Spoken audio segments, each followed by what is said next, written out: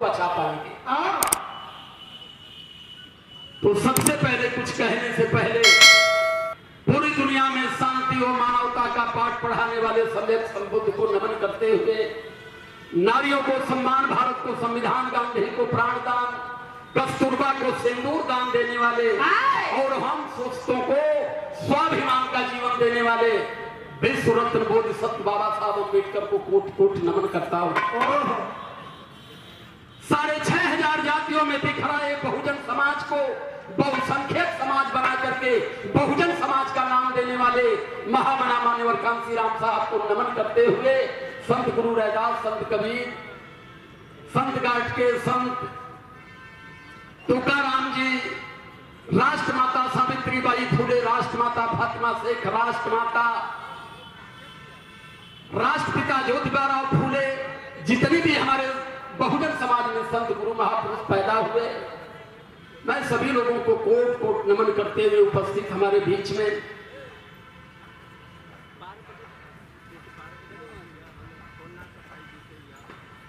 परम सम्मानित आदरणीय आप श्री राकेश कुमार आजाद जी, धर्म योद्धा, आपकी ओर से गुलाब पुष्प के साथ, पंचशील के साथ धर्म दान दिया जाता है। सादर जय भीम नमो बुद्धाय करता हूं।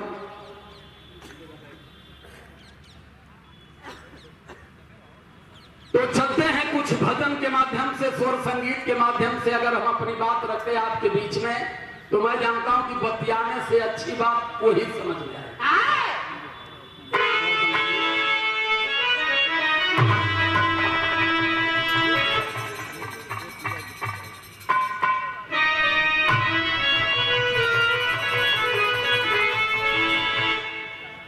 ऐसा है कि नाम बताने से अच्छा हम काम पर भरोसा करते हैं। हमने आज तक कभी नहीं कहा कि मैं फलाने हूं, फलाने जगह का हूं, मैं मिशन गायक हूं, मैं विचारक हूं। बताने से काम नहीं चलता है, काम से लोग खुद समझ जाते हैं। और मैं जानता हूं कि आज इस प्रयागराज की पावन धरती पर फतेहपुर से, कानपुर से, हड़िया से, कौशाम्बी से, जौनपुर से, मैंने पूर्वांचल के कोने से जितना भी लोग आएंगे, उसमें मैं जानता हूं कि 90% लोग देखे नहीं होंगे, लेकिन जानते सारे लोग। क्योंकि मैं बड़ा शुद्ध विचारधारा का व्यक्ति हूं, मोटी बुद्धि का हूं, मैं ज्यादा अड़र बड़र जानता नहीं, जो सीधा जानता हूं वही बोलता हूं। इसी पर काफी लोग नाराज भी होते हैं कि आप कोई भी बात डायरेक्ट कहते हो, हम कहीं इनडायरेक्ट में समझे में नहीं आएगा। इसीलिए आज तक हमारा समाज बेचारा समझ ही नहीं पाया। हम समाज को शिक्षा देते हैं और हम खुद उसी में पड़े हुए हैं, तो हमें समाज को सुधारने से पहले खुद को सुधारना पड़ेगा। तो हम तो लगभग अपना सुधार कर चुके हैं, अब पूर्ण रूप से कर चुके हैं, और किसी में अब हैसियत भी नहीं है कि हमारे सामने 1 घंटा वो बात भी कर पाए। सारी चीज आपके बीच में अभी मैं रख रहा हूं। इसका कोई दुनिया में कोर्स नहीं है, इसका सिर्फ एक कोर्स है कि तथागत बुद्ध का स्मरण कर लीजिए, आपसे बड़ा ज्ञानी धरती पर कोई होगा ही नहीं। अगर भारत को बचाना है, पूरे बहुजन समाज को बचाना है, तो धर्म की परिभाषा सबको जानना पड़ेगा। और मैं इसका श्रेय बोधिसत्व बाबा साहब अम्बेडकर को देता हूं कि जिस धर्म को इस देश से आर्यों ने 2500 साल पहले खत्म किया, बाबा साहब अम्बेडकर इतनी बड़ी डिग्री धारक, इतनी महान विद्वान होते हुए उन्होंने पूरे जीवन के अध्ययन उपरांत उन्होंने जाना कि भारत को जातियों से बचाने के लिए, इस जात की खाई से भारत को बाहर निकाल करके इस भारतवासियों को एक करने के लिए भारत में धर्म को लाना जरूरी है। क्योंकि धर्म की परिभाषा एक ऐसी परिभाषा है कि जो जात और धर्म से बाहर निकाल करके लोगों की मानवतावाद में जोड़ करके मानव बनाने का प्रयास करने का काम सिर्फ धर्म में ही होता है। तो बात गीत के माध्यम से भी कुछ होगी, कुछ वैसे भी बताएंगे, और भी हमारे बीच में जो एक कलाकार आए हैं उनको भी सुनवाएंगे।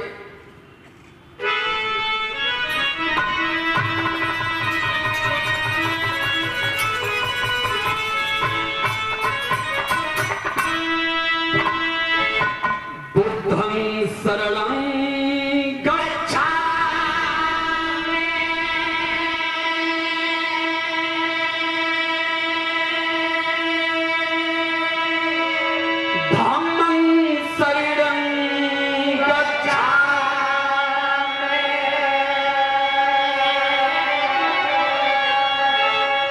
अब देखिए हमारी भाषा में और उनकी भाषा में अंतर कितना है।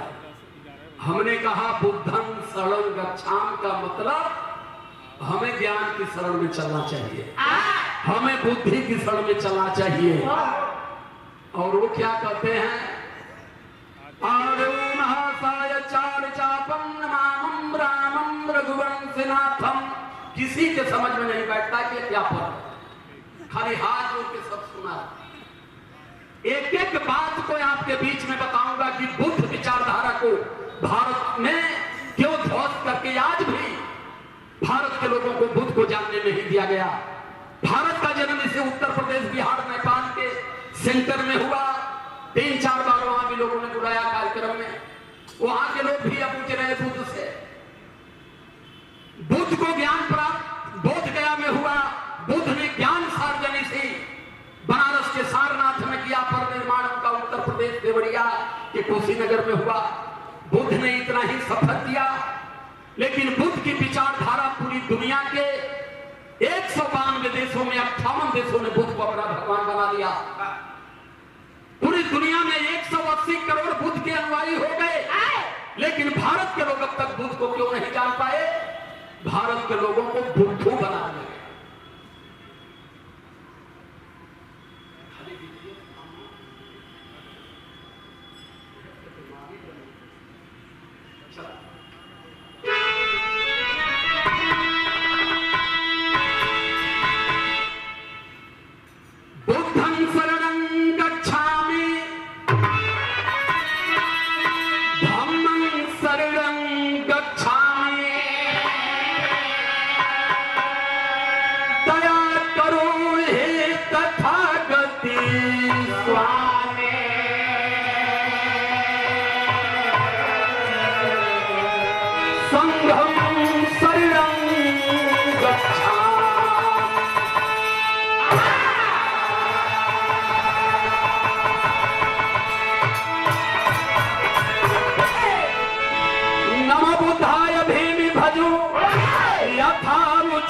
सबको बाल प्रीतिवा भजूं, जो हिदायती हो।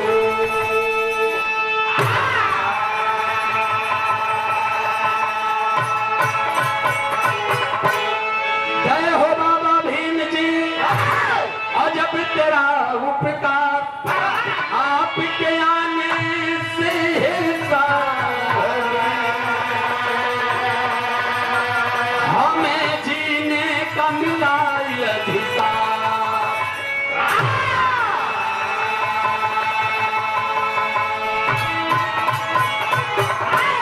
सर्वझूठ है सरस्वती और महाझूठी जगदम्बी।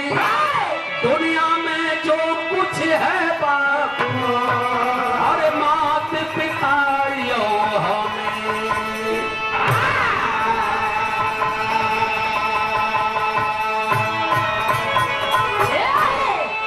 सर्वझूठ है सरस्वती महाझूठी जगदम्बी।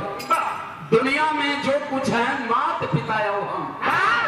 माँ नहीं होती तो हम नहीं होते, पिता नहीं होती तो हमारी शिक्षा नहीं होती। लेकिन हमें शिक्षा की देवी सरस्वती को बता दिया गया, जिसका कहीं कोई एविडेंस नहीं।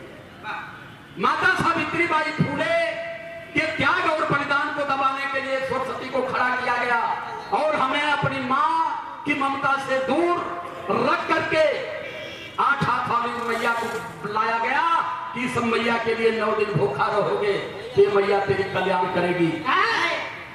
माँ अपने बच्चों को भूखा रखती है?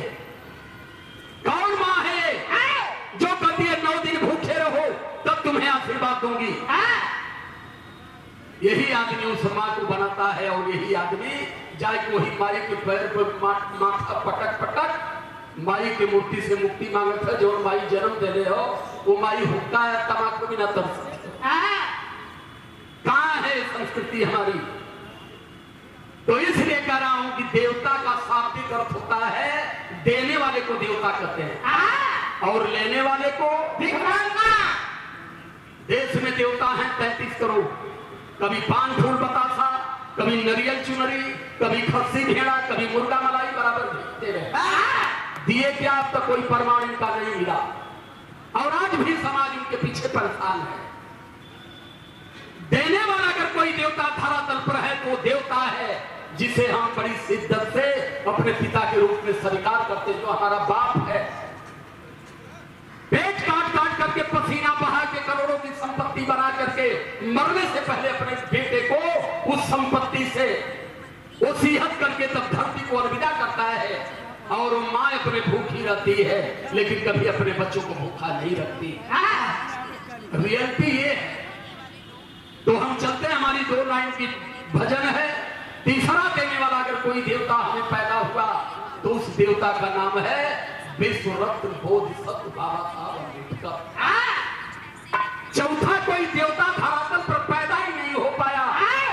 बाबा साहब अम्बेडकर ने 2500 साल पहले खत्म धाम को हमें सौंपा। शिक्षा का अधिकार, सम्मान का अधिकार, स्वाभिमान का अधिकार, सब कुछ वो दे करके अपने कुछ नहीं लिए। बदले में 4 बच्चों को भी उन्होंने बलि चढ़ा दिया। लेकिन आज तक हम जय भीम कहने की हैसियत पैदा नहीं कर पाए। उनके बनाई हुई सीट पर हम MP MLA डॉक्टर इंजीनियर बन गए लेकिन जय भीम कहने का तरीका तक नहीं सीख पाए। तो चलते हैं, हमारी भजन है 2 लाइन की। अब यही के जवान मन करी भजन अपन मनिहार होगा।